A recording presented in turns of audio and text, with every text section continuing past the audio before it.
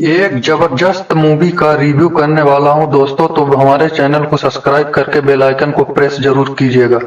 हम बात करने वाले हैं जनता कर्फ्यू का ट्रेलर रिव्यू आप लोगों के बीच देने जा रहे हैं। आपको बता दूं कि जनता कर्फ्यू का ट्रेलर कल सुबह 7 बजे RFC म्यूजिक पर रिलीज कर दिया गया है। आपको बता दूं कि जनता कर्फ्यू की मूवी का ट्रेलर ZIFC म्यूजिक के YouTube चैनल पर रिलीज कर दिया गया है।